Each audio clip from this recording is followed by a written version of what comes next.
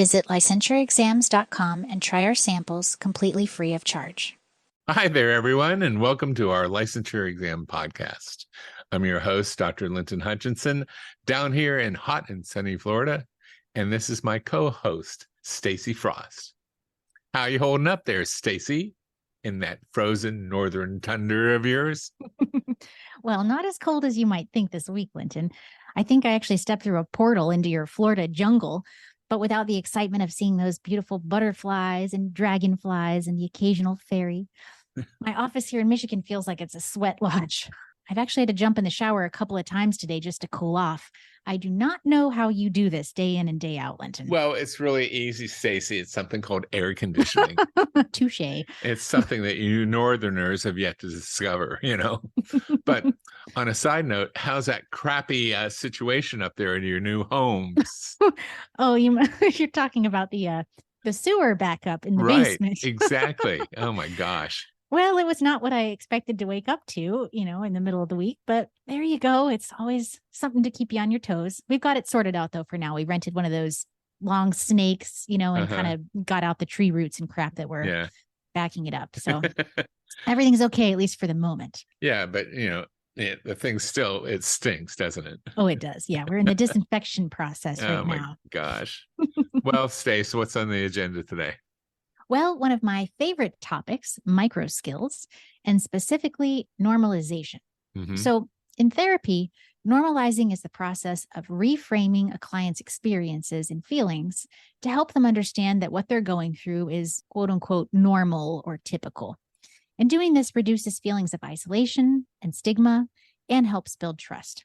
Right. But normalization is based on the idea that all humans have shared experiences such as pain, joy, love, and fear, all of them, everybody.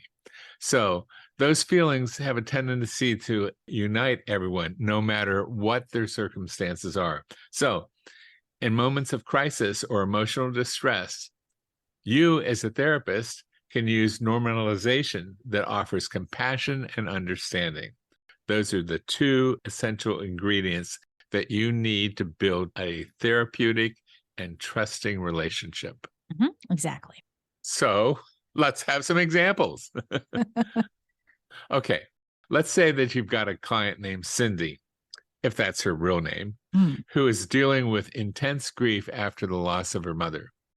You see that she's just consumed with sadness and she thinks about her mother all the time.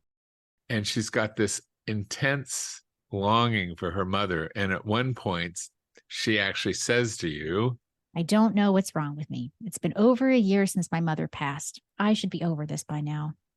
Well, to normalize Cindy's reactions to the loss of her mother, you might explain to her that grief doesn't have a timeline and her feelings are just absolutely normal. And it's really just part of the mourning process. And by the way, Stacey, would your diagnosis be PTSD or persistent complex bereavement disorder? Don't you mean prolonged grief disorder, Linton? Doesn't sound like I can pull the wool over your eyes. Looks like someone's been using that DSM-5 TR. Absolutely. And you therapists out there should also be using the DSM-5 TR if you're studying for your licensure exam. All right, here's another one.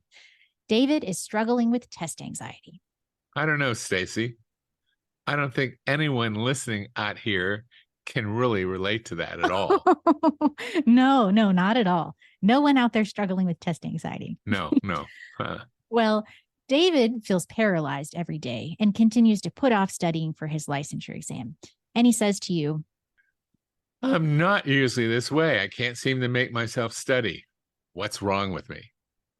Well, to normalize David's feelings, you might tell him that anxiety manifests in different ways, and feeling overwhelmed by decisions, even the seemingly small ones, is a common experience for people struggling with anxiety.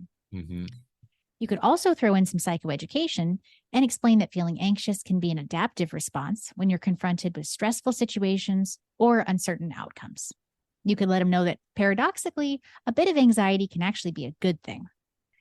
It seems kind of counterintuitive, but moderate anxiety can be beneficial in situations like taking an exam.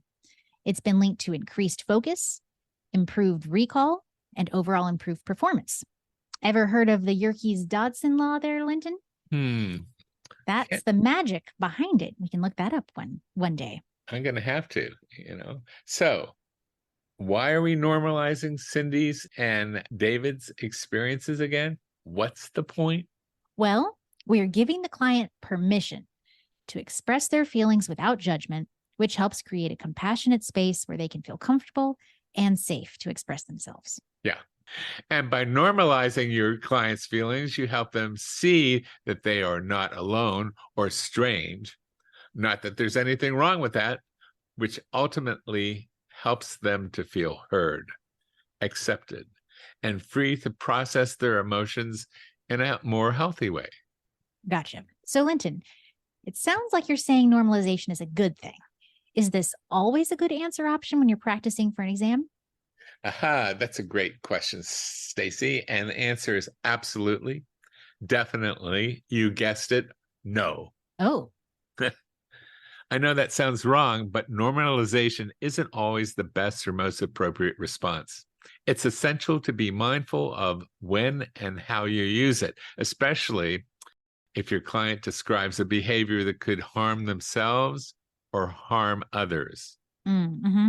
Yeah. Yes, in those situations, it's really important to focus on safety first. Right. Assess the risk, provide support, implement crisis intervention techniques if necessary, and take whatever action is required to ensure that everyone is safe. Exactly. Now, here's another example of when normalization is not the best response. When a client is using unhealthy coping mechanisms like substance abuse or self-harm to cope with their issues. If you attempt to normalize that behavior, you could give them the impression that it's okay to continue down those paths, which is not exactly what you want them to do. Right. So normalizing dangerous or destructive behavior might unintentionally condone or encourage it and set your client up for further trouble. Exactly. So in cases where the client is engaging in dangerous or destructive behavior, instead of normalizing, what do? Okay, well, you might consider validating and empathizing with their experience. So, for example, saying something like, I understand why you might feel like drinking is the only way to cope with your pain. Or it makes sense to me that you want to numb the pain that you're feeling. So, with these responses, you're acknowledging what they're going through, providing empathy and compassion rather than judgment or criticism. Right. In that judgment and criticism, they're probably getting enough of that from their family and friends to begin with. So part of your job as a therapist is to provide a supportive and non-judgmental environment for the client to be able to safely explore their feelings. Very well said.